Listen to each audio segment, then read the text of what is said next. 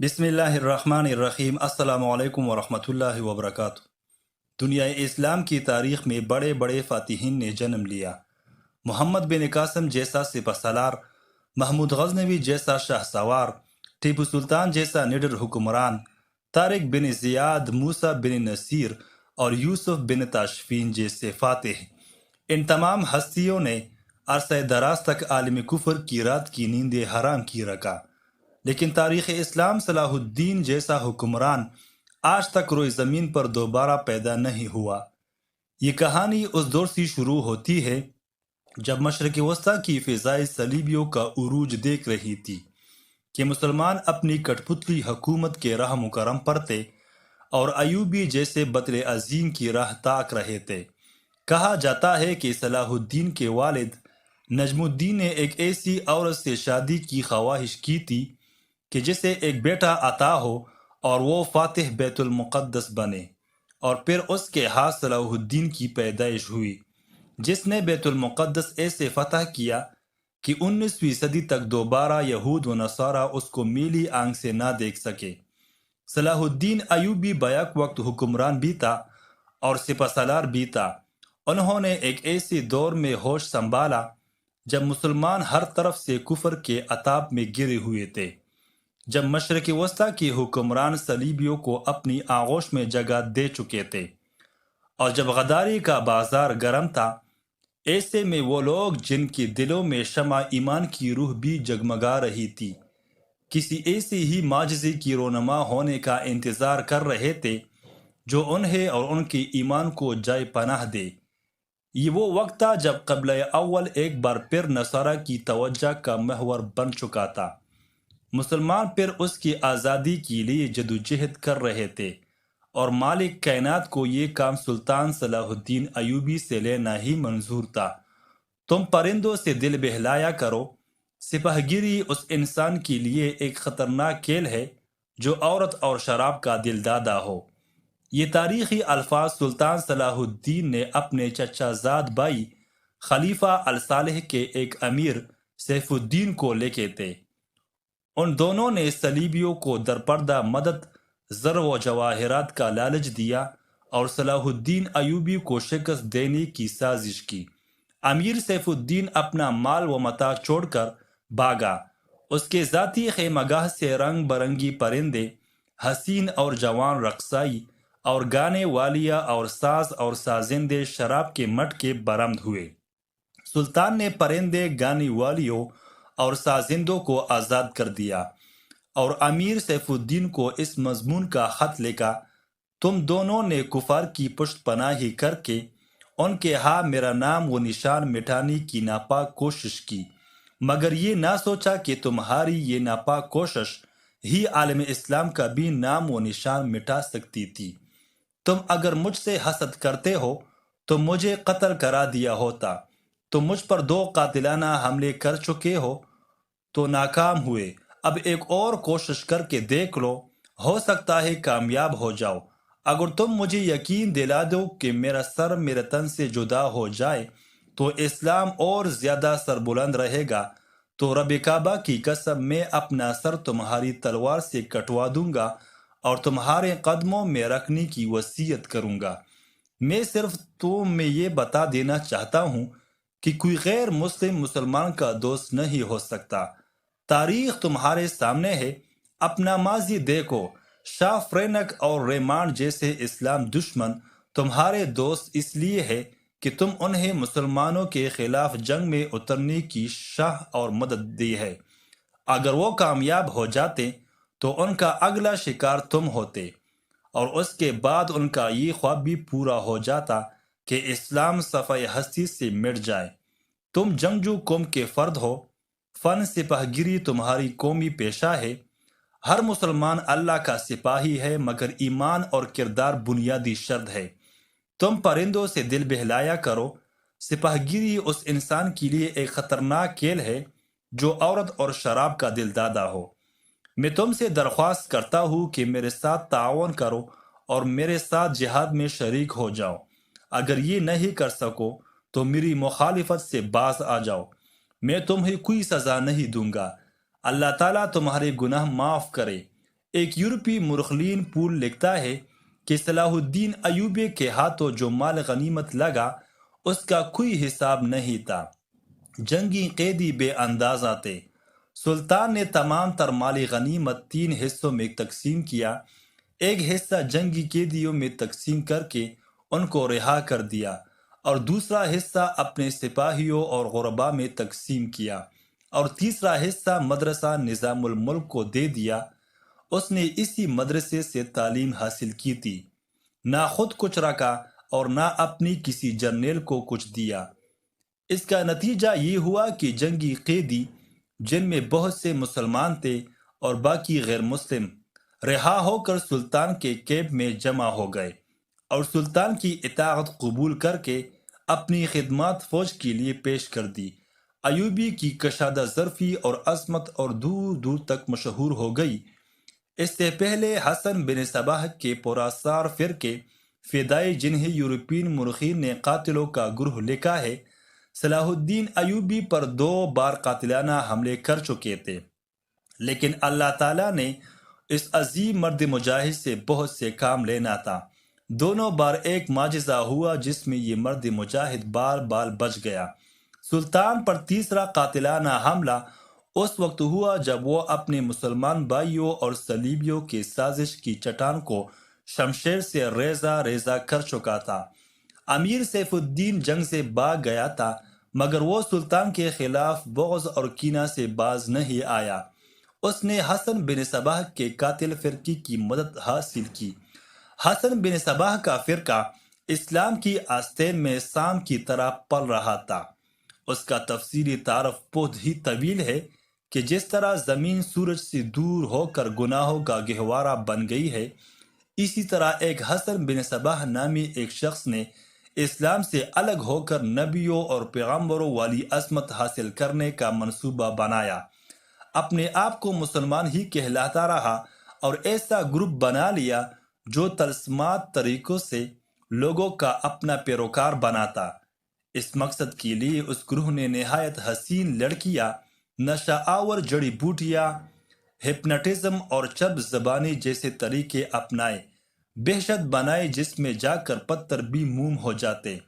اپنے مخالفین کو قتل کرانے کے لیے ایک گروہ تیار کیا۔ قتل کے طریقے خفیہ اور پراسرار ہوتے۔ اس فرقے کے افراد اس قدر چالاک، ذہین اور نڈر تھے کہ بیس بدل کر بڑے بڑے جرنیلوں کو باڈی گارڈ بن جاتے، اور جب کوئی پراسرار طریقے سے قتل ہو جاتا تو قاتلوں کا سراغ بھی نہیں مل پاتا۔ کچھ عرصے بعد یہ فرقہ قاتلوں کا گروہ کے نام سے مشہور ہوا۔ یہ لوگ سیاسی قتل کے ماہر تھے، ذہن بھی استعمال کیا کرتے تھے جو حسین لڑکیوں کے ہاتھوں شراب میں دیا جاتا تھا۔ بہت مدت تک یہ فرقہ اسی مقصد کے لیے استعمال ہوتا رہا۔ اس کے پیروکار فدائی کہلاتے تھے۔ سلطان صلاح الدین ایوبی رحمۃ اللہ علیہ کو نہ تو لڑکیوں سے دھوکہ دیا جا سکتا تھا اور نہ ہی شراب سے۔ وہ ان دونوں سے سخت نفرت کرتا تھا۔ سلطان کو اس طریقے سے قتل نہیں کیا جا سکتا تھا۔ اس کو قتل کرنے کا یہی ایک طریقہ تھا کہ اس پر قاتلانہ حملہ کیا جائے۔ اس کے محافظوں کی موجودگی میں اس پر حملہ نہیں کیا جا سکتا تھا۔ 2 حملے ناکام ہو چکے تھے۔ اب جبکہ سلطان کو یہ توقع تھا کہ اس کا چچا زاد بھائی الصالح اور امیر سیف الدین شکست کھا کر توبہ کر چکے ہوں گے، انہوں نے انتقام کی ایک اور زیر زمین کوشش کی۔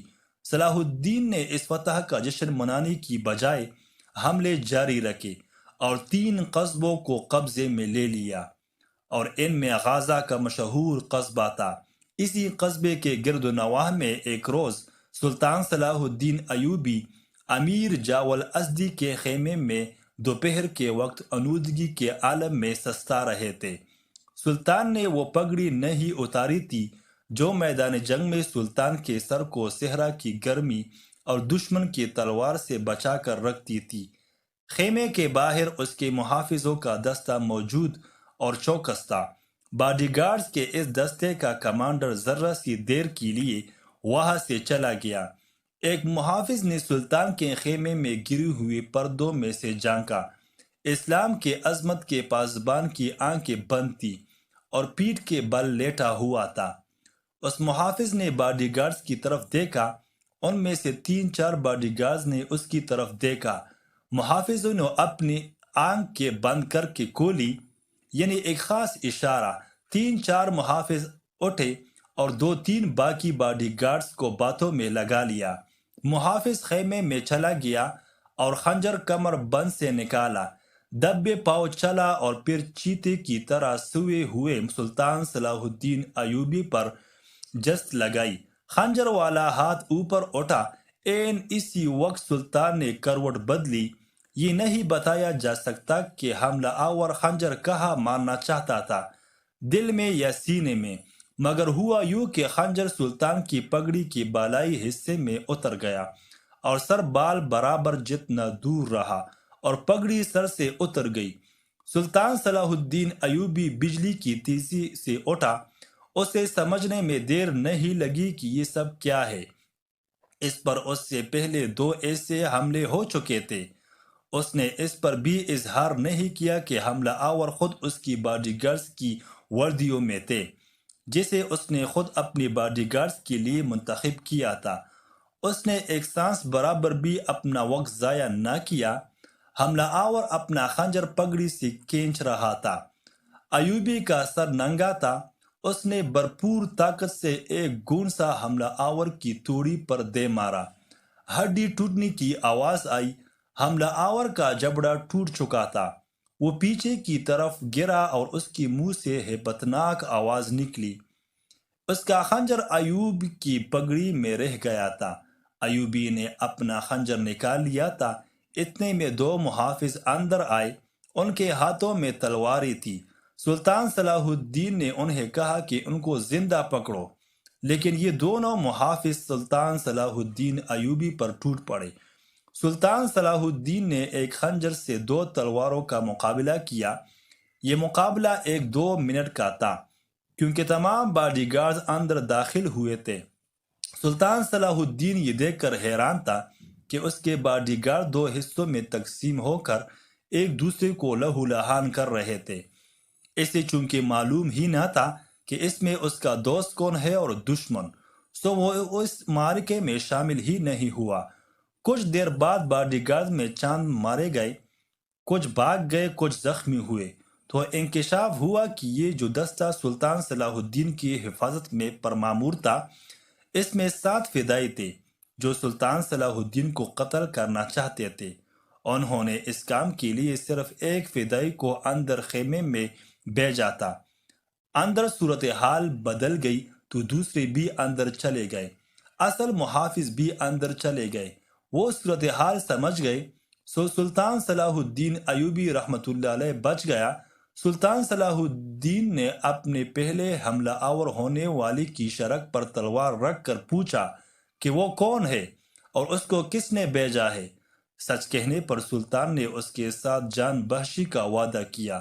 اس نے کہا کہ وہ فدائی ہے اور اس کو کمشتگن، جیسے بعض مورخین نے گمشتگن بھی لکھا ہے، نے بھیجا ہے۔ کمشتگن الصالح کے قلعے کا ایک گورنر تھا۔ اصل واقعات کی طرف آنے سے پہلے یہ ضروری معلوم ہوتا ہے کہ ان واقعات سے پہلے کے دور کو دیکھا جائے تو سلطان صلاح الدین ایوبی کے نام عظمت، اسلام کی عظمت اور اس کے کارناموں سے مسلم اور نان مسلم کون واقف نہیں؟ ملت اسلامیہ تو سلطان صلاح الدین ایوبی کو بھول ہی نہیں سکتی۔ مسیحی دنیا بھی سلطان صلاح الدین ایوبی کو رہتی دنیا تک یاد رکھے گی، کیونکہ سلطان صلاح الدین ایوبی صلیبی جنگوں اور صلیبوں کے دور حکومت میں ایک مسلمان شیر تھا جس نے ہزاروں زخم دیے مسیحی برادری کو۔ سو لہٰذا یہ ضروری معلوم نہیں ہوتا کہ سلطان صلاح الدین ایوبی رحمۃ اللہ علیہ کی شجر نسب کو تفصیل سے بیان کیا جائے۔ اسلام اور انسان پر ہم آپ کو ایسے واقعات سنانے جا رہے ہیں جس کی وسعت کے لیے تاریخ کا دامن بہت ہی چھوٹا پڑ جاتا ہے۔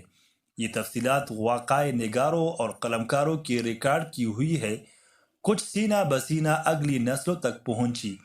تاریخ نے صرف سلطان صلاح الدین ایوبی کے کارنامے محفوظ کیے ہیں، کیونکہ تاریخ بہت کم پڑ جاتی ہے۔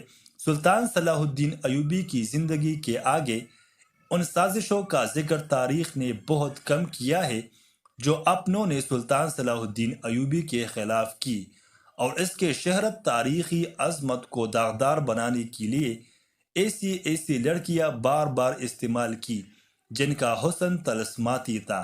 تاریخ اسلام کا یہ حقیقی ڈرامہ 23 مارچ 1169 کے روز سے شروع ہوتا ہے جب سلطان صلاح الدین ایوبی کو مصر کا وائسرائے اور فوج کا کمانڈر ان چیف بنایا گیا۔ اسے اتنا بڑا رتبہ ایک تو اس لیے دیا گیا کہ وہ حکمرانوں کے گروہ کا نونہال تھا، اور دوسرا اس لیے کہ اوائل عمری میں ہی وہ فن حرب و ضرب کا ماہر ہو گیا تھا۔ سپہ گیری ورثے میں پائی تھی۔ سلطان صلاح الدین ایوبی رحمۃ اللہ علیہ کے معنوں میں حکمرانی بادشاہی نہیں، قوم کی عظمت اور فلاح و بہبود تھا۔ اس کا جب شعور بیدار ہوا تو پہلی حلش یہی محسوس کی، وہ یہ تھی کہ مسلمان حکمرانوں میں نہ صرف یہ کہ اتحاد نہیں بلکہ وہ ایک دوسرے کی مدد کرنے سے بھی گریز کرتے تھے۔ وہ عیاش ہو گئے تھے۔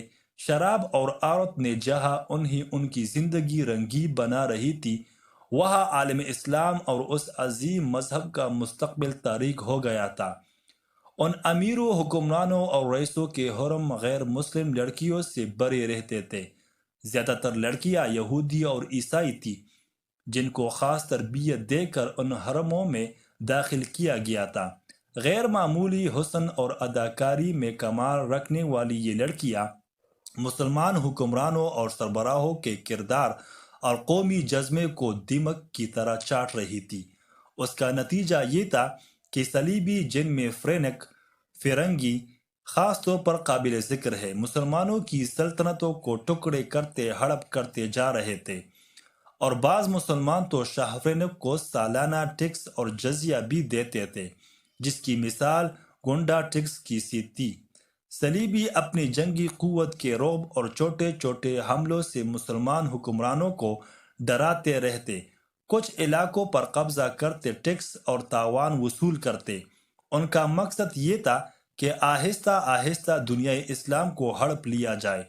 مسلمان رعایا کا خون چوس کر ٹیکس دیتے رہتے تھے۔ ان کا مقصد یہ تھا کہ بس ان کی عیش و عشرت میں خلل نہیں آ جانا چاہیے۔ فرقہ پرستی کی بیج بو دی گئے تھے۔ ان میں سب سے زیادہ خطرناک فرقہ حسن بن صباح کا تھا، جو صلاح الدین کی جوانی سے ایک صدی پہلے وجود میں آیا تھا۔ یہ مفاد پرستوں کا ٹولہ تھا۔ اس نے خطرناک اور پراسرار یہ لوگ اپنے آپ کو فدائی کہلاتے تھے۔ یاد رہے کہ پاکستانی طالبان بھی خود کو فدائی کہلاتے ہیں، جو بعد میں حشیشین کے نام سے مشہور ہوئے، کیونکہ وہ حشیشین نامی ایک نشہ آور شے سے دوسروں کو اپنے جال پھنساتے۔ سلطان صلاح الدین ایوبی نے مدرسہ نظام الملک میں تعلیم حاصل کی۔ یاد رہے کہ نظام الملک دنیا اسلام کے ایک وزیر تھے۔ یہ مدرسہ انہوں نے تعمیر کیا جس میں اسلامی تعلیم دی جاتی تھی اور بچوں کو اسلامی تاریخ اور نظریات سے بحرور کیا جاتا۔ ایک مورخ ابن اطہر کے مطابق نظام الملک حسن بن صباح کی فدائیوں کا پہلا شکار ہوئے تھے، کیونکہ وہ رومیوں کی توسیع پسندی کی راہ میں چٹان بنے ہوئے تھے۔ رومیوں نے 1591 عیسوی میں انہیں فدائیوں کے ہاتھوں قتل کر دیا۔ ان کا مدرسہ قائم رہا اور سلطان صلاح الدین ایوبی نے وہی تعلیم حاصل کی۔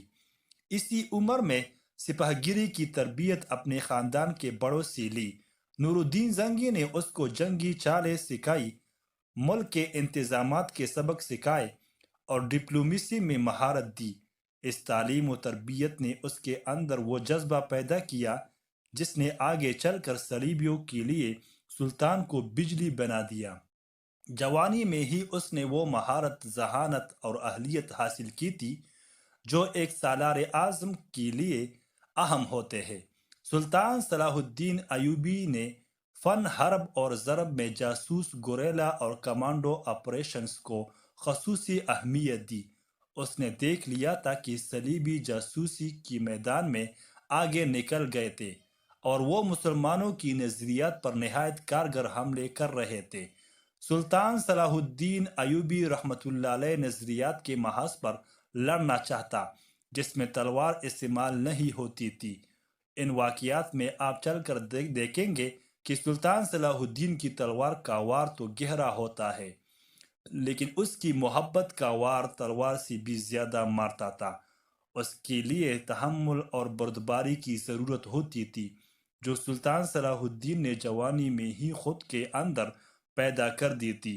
سلطان صلاح الدین کو جب مصر کا وائسرائے بنا کر بھیجا گیا تو وہاں پر سینئر عہدیدارانوں نے آسمان سر پر اٹھا لیا، کیونکہ وہ سب اس عہدے کے آس لگائے بیٹھے تھے۔ ان کی نظر میں سلطان صلاح الدین طفل مکتب تھا، لیکن جب سلطان صلاح الدین نے ان کا سامنا کیا اور باتیں سنی تو ان کا احتجاج سرد پڑ گیا۔ یورپین مرخلین پول کے مطابق سلطان صلاح الدین ڈسپلن کا بہت ہی سخت ثابت ہوا۔ اس نے تفریح، عیاشی اور آرام کو اپنے اور فوج کے لیے حرام قرار دیا۔ اس نے اپنی تمام جسمانی اور ذہنی قوت صرف اس میں خرچ کی کہ ملت اسلامیہ کو پھر سے ایک کر سکے اور صلیبیوں کو یہاں کی سرزمین سے نکال سکے۔ سلطان صلاح الدین فلسطین پر ہر قیمت سے قبضہ کرنا چاہتا تھا، اور یہی مقاصد سلطان صلاح الدین نے اپنی فوج کو دیے۔ مصر کا وائسرائے بن کر سلطان نے کہا، اللہ نے مجھے مصر کی سرزمین دی ہے اور اللہ ہی مجھے فلسطین بھی عطا کرے گا۔ مگر مصر پہنچ کر سلطان پر انکشاف ہوا کہ اس کا مقابلہ صرف صلیبیوں سے نہیں ہے، بلکہ اس کے اپنے مسلمان بھائیوں نے اس کی راہ میں بڑے بڑے حسین جال بنا رکھے ہیں، جو صلیبیوں کے عزائم اور جنگی قوتوں سے زیادہ خطرناک ہے۔ تو یہ تھا ہلکا سا تعارف مصر میں جن زعماء نے سلطان کا استقبال کیا۔ ان میں ایک ناجی نامی سالار بہت اہمیت کا حامل تھا۔ سلطان نے سب کو سر سے پاؤں تک دیکھا۔ سلطان کے ہونٹوں پر مسکراہٹ اور زبان پر پیار کی چاشنی تھی۔ بعض پرانے افسروں نے سلطان کو اسی نظروں سے دیکھا جن میں طنز اور تمسخیر تھی۔ وہ صرف سلطان صلاح الدین ایوبی کے نام سے واقف تھے، یا یہ کہ یہ ایک شاہی خاندان کا فرد ہے اور اپنے چچا کا جانشین ہے۔ وہ یہ بھی جانتے تھے کہ نور الدین زنگی کے ساتھ سلطان صلاح الدین ایوبی کیا رشتہ ہے۔ ان سب کی نگاہوں میں سلطان صلاح الدین ایوبی کی اہمیت بس اس کے خاندان بیک گراؤنڈ کی وجہ سے تھی، یا صرف یہ کہ وہ مصر کا وائسرائے بن کر آیا تھا۔ اس کے سوا انہوں نے سلطان صلاح الدین ایوبی رحمۃ اللہ علیہ کو کوئی وقت نہ دی۔ ایک بوڑھے افسر نے اپنے ساتھ کھڑے آفس کے کان میں کہا، بچہ ہے، اسے ہم پال لیں گے۔ اس وقت کے مورخ یہ نہیں لکھ پائے کہ آیا سلطان صلاح الدین ایوبی نے ان کی نظریں پانپ لی تھی کہ نہیں۔ وہ استقبال کرنے والے اس ہجوم میں بچہ لگ رہا تھا، البتہ جب وہ ناجی کے سامنے ہاتھ ملانے کے لیے رکا تو اس کے چہرے پر تبدیلی آ گئی۔ وہ ناجی سے ہاتھ ملانا چاہتا تھا، لیکن ناجی جو اس کے باپ کی عمر کا تھا سب سے پہلے درباری ہوشامدیوں کی طرح جھکا، پھر ایوبی سے بغل گیر ہو گیا۔ اس نے ایوبی کی پیشانی کو چوم کر کہا، میری خون کا آخری قطرہ بھی آپ کی حفاظت کے لیے ہوگا۔ تم میرے پاس زنگی اور شردہ کی امانت ہو۔ میری جان عظمت اسلام سے زیادہ قیمتی نہیں۔ محترم اپنے خون کا ایک ایک قطرہ سنبھال کر رکھے، صلیبی سیاہ گٹھاؤں کی طرح چاہ رہے ہیں۔ سلطان نے کہا۔ ناجی جواب میں مسکرایا جیسے سلطان نے کوئی لطیفہ سنایا ہو۔ سلطان صلاح الدین اس تجربہ کار سالار کی مسکراہٹ کو غالباً نہیں سمجھ سکا۔ ناجی فاطمی خلافت کا پروردہ سالار تھا۔ وہ مصر میں باڈی گارڈز کا کمانڈر ان چیف تھا، جس کی نفری 50,000 تھی اور ساری کی ساری نفری سوڈانی تھی۔ یہ فوج اس وقت کے جدید ہتھیاروں سے لیس تھی، اور یہی فوج ناجی کا ہتھیار بن گئی تھی، جس کے زور پر ناجی بے تاج بادشاہ بن گیا تھا۔ وہ سازشوں اور مفاد پرستوں کا دور رہا۔ اسلامی دنیا کی مرکزیت ختم ہو گئی تھی۔ صلیبیوں کی بھی نہایت دلکش تہذیب کاریاں شروع رہی۔ زرپرستی اور تعیش کا دورہ تھا۔ جس کے پاس ذرا سی بھی طاقت تھی وہ اس کو دولت اور اقتدار کے لیے استعمال کرتا تھا۔ سوڈانی باڈی گارڈ فوج کا کمانڈر ناجی مصر میں حکمرانوں اور دیگر سربراہوں کے لیے دہشت بنا ہوا تھا۔ اللہ نے اس کو سازش ساز دماغ دیا تھا۔ ناجی کو اس دور کا بادشاہ ساز کہا جاتا تھا۔ بنانے اور بگاڑنے میں خصوصی مہارت رکھتا تھا۔ اس نے سلطان صلاح الدین کو دیکھا تو اس کے چہرے پر ایسی مسکراہٹ آئی جیسے ایک کمزور اور حفیف بھیڑ کو دیکھ کر ایک بھیڑیے کی دانت نکل آتے ہیں۔ سلطان صلاح الدین اس زہر ہندہ سمجھ نہیں سکا۔ سلطان صلاح الدین کے لیے سب سے زیادہ اہم آدمی ناجی ہی تھا، کیونکہ وہ 50,000 باڈی گارڈز کا کمانڈر رہا اور سلطان صلاح الدین کو فوج کی بہت اشد ضرورت تھی۔ سلطان صلاح الدین سے کہا گیا کہ حضور بڑی لمبی مسافت سے تشریف لائے ہیں، پہلے آرام کر لیں۔ تو سلطان صلاح الدین نے کہا، میرے سر پر جو دستار رکھی گئی ہے میں اس کے لائق نہ تھا۔ اس دستار نے میری نیند اور آرام ختم کر دی ہے۔ کیا آپ حضرات مجھے اس چھت کے نیچے لے کر نہیں جائیں گے جس کے نیچے میرے فرائض میرا انتظار کر رہے ہیں؟ کیا حضور کے کام سے پہلے طعام لینا پسند کریں گے؟ اس کے نائب نے کہا۔ سلطان صلاح الدین نے کچھ سوچا اور اس کے ساتھ چل پڑا۔ لمبے ٹرنگے باڈی گارڈز اس عمارت کے سامنے 2 رویہ دیوان بن کر کھڑے تھے جس میں کھانے کا انتظام کیا گیا تھا۔ سلطان صلاح الدین نے فوجیوں قد بت اور ہتھیار دیکھے تو اس کے چہرے پر رونق آ گئی، لیکن دروازے میں قدم رکھتے ہی یہ رونق ختم ہوئی۔ وہاں 4 نوجوان لڑکیاں جن کے جسموں میں زہد شکن لچک اور شانوں پر بکھرے ہوئے ریشمی بالوں میں قدرت کا حسن سمویا ہوا تھا، ہاتھوں میں پھولوں کی پتیوں سے بھری ہوئی ٹوکریاں لی ہوئی کڑی تھی۔ انہوں نے سلطان صلاح الدین کے قدموں میں پتیاں پھینکنا شروع کی اور اس کے ساتھ دف کی تال پر طاوس در باب اور شہنائیوں کا مسحور کے نغمہ ابھرا۔ سلطان صلاح الدین نے راستے میں پھولوں کی پتیاں دیکھ کر قدم پیچھے کر لیے۔ ناجی اور اس کا نائب سلطان صلاح الدین کے دائیں بائیں تھے۔ وہ دونوں جھک گئے اور سلطان صلاح الدین کو آگے بڑھنے کی دعوت دی۔ یہ وہ انداز تھا جو مغلوں نے ہندوستان میں رائج کیا تھا۔ صلاح الدین پھولوں کی پتیاں مسلنے نہیں آیا۔ ایوبی نے ایسی مسکراہٹ سے کہا جو لوگوں نے بہت ہی کم کسی کے ہونٹوں پر دیکھی تھی، ہم حضور کے قدموں میں آسمان سے تاری بھی نوش کر بچا سکتے ہیں۔ ناجی نے کہا، اگر میرے راہ میں کچھ بچانا ہی چاہتے ہو تو وہ ایک ہی چیز ہے جو مجھے بہت بہاتی ہے۔ سلطان صلاح الدین نے کہا، آپ حکم دیں، وہ کون سی چیز ہے جو سلطان کے دل کو بھاتی ہے؟ ناجی کے نائب نے کہا، صلیبیوں کی لاشیں۔ سلطان صلاح الدین نے مسکرا کر کہا، مگر جلد ہی یہ مسکراہٹ ختم ہو گئی۔ اس کے آنکھوں سے شعلے نکلنے لگے۔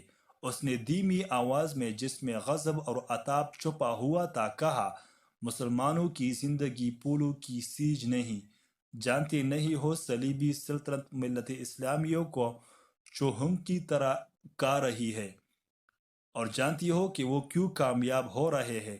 صرف اس لیے کہ ہم نے پھولوں کی پتیوں پر چلنا شروع کیا۔